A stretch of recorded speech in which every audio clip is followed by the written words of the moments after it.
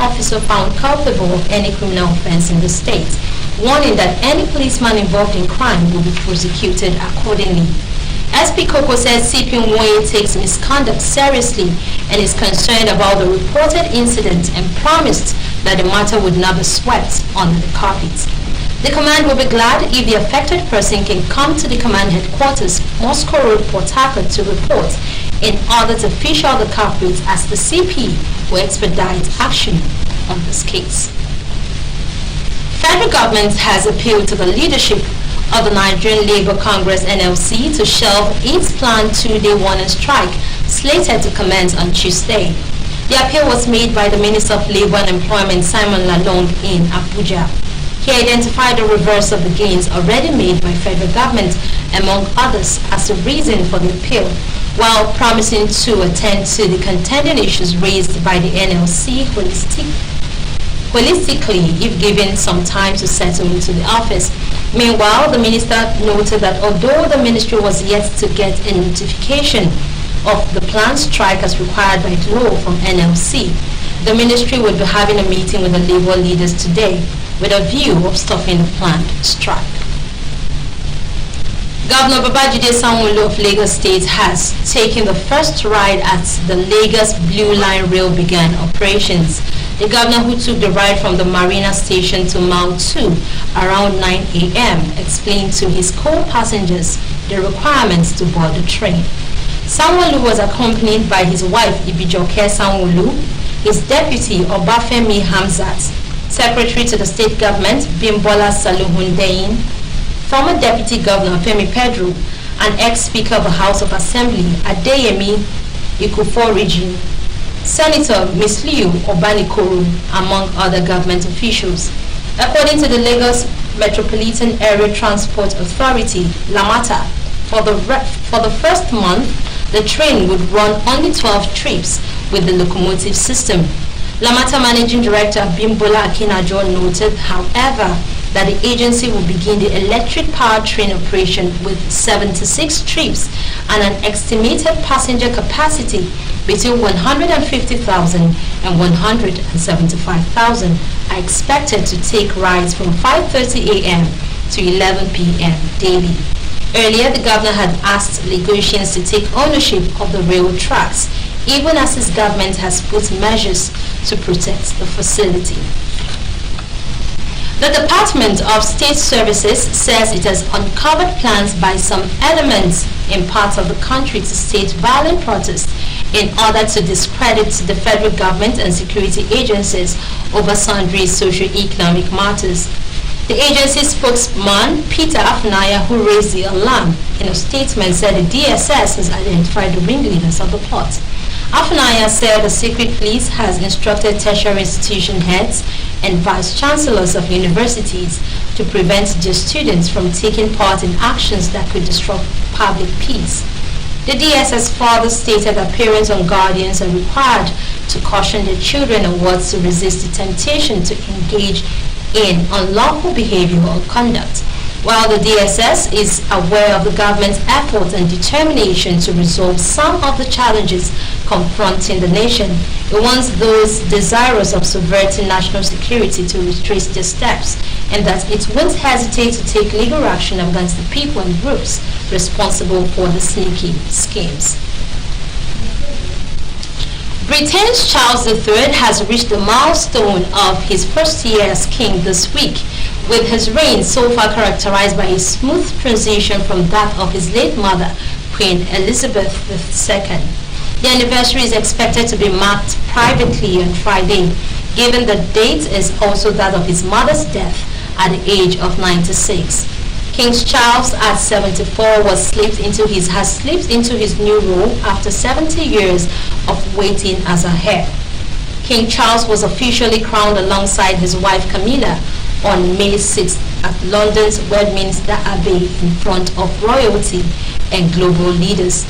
King Charles has made several trips around the country and has generally appeared more open and approachable than Queen Elizabeth II.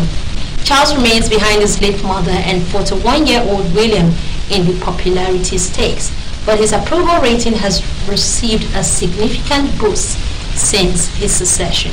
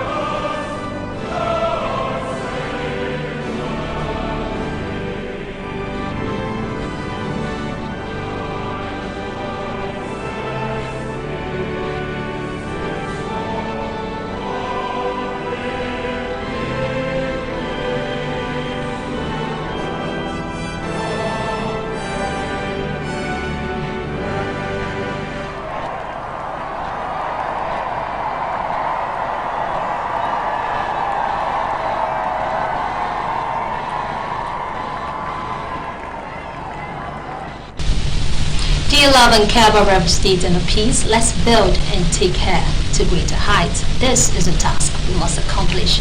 You can watch RSTV News on YouTube at RSTV Online and on Facebook at RSTV22PH Online. You can subscribe and click the notification bell for updates on live feeds. Still to come, South Africa's Cyril Ramaphosa launches first campaign rally for 2024 elections, and strong reactions in Israel over bloody Eritrean migrants protest in Tel Aviv. Details of these and more when we return from the break. Please stay.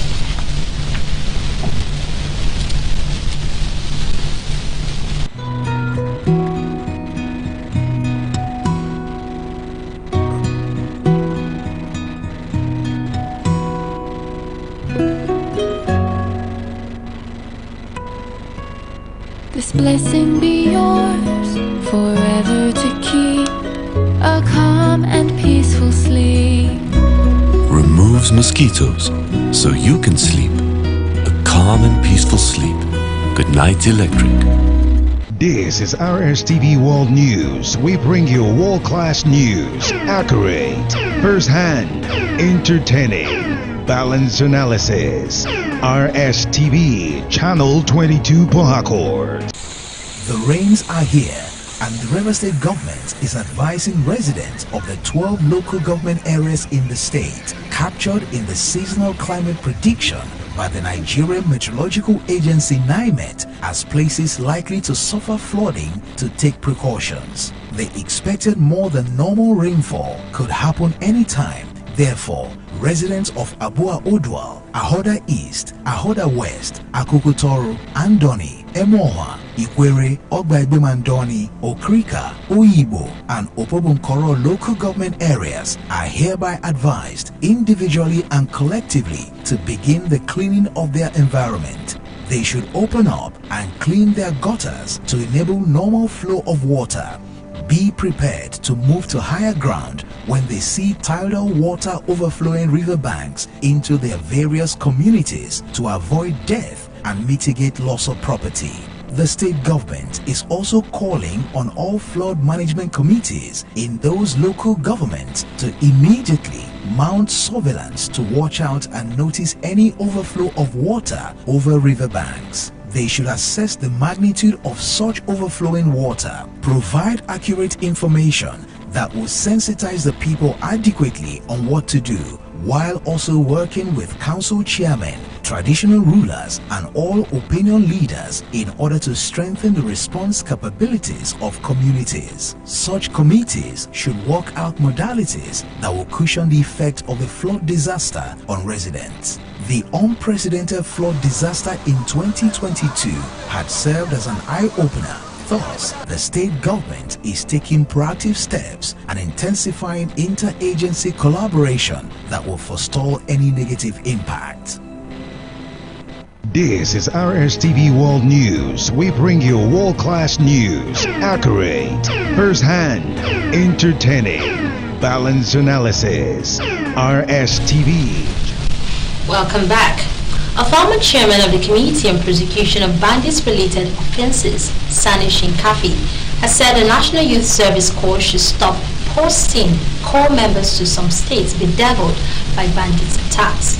Shinkafi's recommendation comes over 2 weeks after armed bandits abducted 8 NYC members along the highway in Zamfara state, later demanding 4 million naira ransom for at least one of the victims. Shinkafi criticized Governor Dauda Lawal's refusal to engage in a peace dialogue with the bandits, arguing that the stance taken by the administration of Lawal's predecessor, Bello Matawale, to dialogue with the terrorists was beneficial to securing the release of abductees in Zamfara. Lawal emerged victorious in the March 18 governorship election, defeating Matawale, who was running for a second term. On the foreign scene now, the leader of the ruling African National Congress has launched the first campaign rally for the 2024 elections, touching on topics including the economy and admitted mistakes. South African President Cyril Ramaphosa said at the ruling ANC's first campaign rally that the needs of the South Africans are better met today than they were at the end of the apartheid era. The African National Congress held its 2019 election manifesto review at the Dobsonville Stadium in Soweto, where President Cyril Ramaphosa addressed a crowd of some thousands. The review is a report back on the progress it has made in implementing the party's policy from the last general election as the party campaigns for the 2024 general election. Ramaphosa called on voters who will decide whether he gets a second term as a leader not to focus on the negative aspects of his record, but to look at the progress made in 30 years.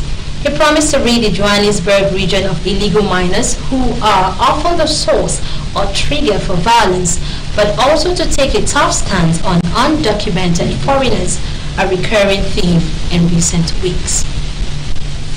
Israeli National Security Minister Itamar Ben-Gvir has visited southern Tel Aviv a day after bloody protests by rival groups of Eritreans left dozens of people injured there.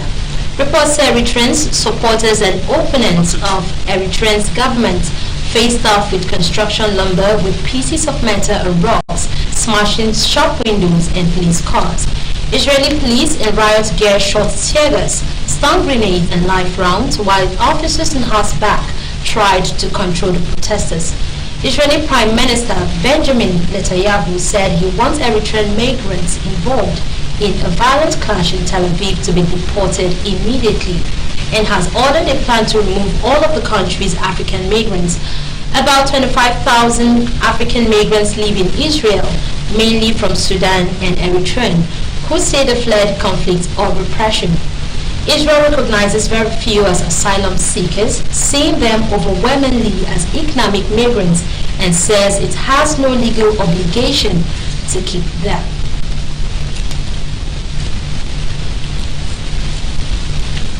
U.S. President Joe Biden has said he is disappointed that his Chinese counterpart Xi Jinping plans to skip the upcoming G20 summit in India. Beijing said that its Premier Li Qiang would lead China's delegation at the summit in Delhi this week. The news comes amid worsening relations between China and India as the two countries are facing off against each other along the disputed border in the Himalayan region. India protested after Beijing released the map that claims the state of Arunachal Pradesh and the Akashian Plateau as Chinese territory. U.S.-China ties remains tense despite a flurry of diplomatic visits from Washington this year to revive dialogue as Mr. Xi and Mr. Biden last met at the G20 summit in Indonesia last year. China's foreign ministry spokesman neither confirmed nor denied Mr. Xi's attendance at the Delhi summit when asked pointedly at a press briefing, but said China has always attached importance on it and actively participated. Mr. Xi and Mr. Biden may still have an opportunity to speak in November at a meeting among leaders of the Asia-Pacific Economic Cooperation in San Francisco. Meanwhile, Mr. Xi continues to portray Beijing as a leader of the developing world, rallying support for an alternative to the Washington-led world order.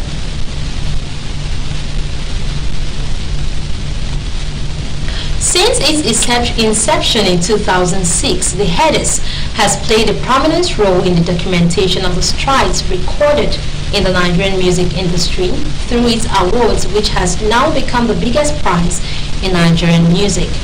Olivia Nameka has more of the stories in entertainment. I'll bring you more reports of this later on the news. In a piece, let's build and take her to greater heights. This is a task we must accomplish. You can watch RSTV News live on YouTube, on RSTV Online, and on Facebook at RSTV22PH Online. You can subscribe and click the notification bell for updates of our live feeds. And that's it on the news at 3. Thanks so much for watching. I am Ubelijit Yara. Good afternoon.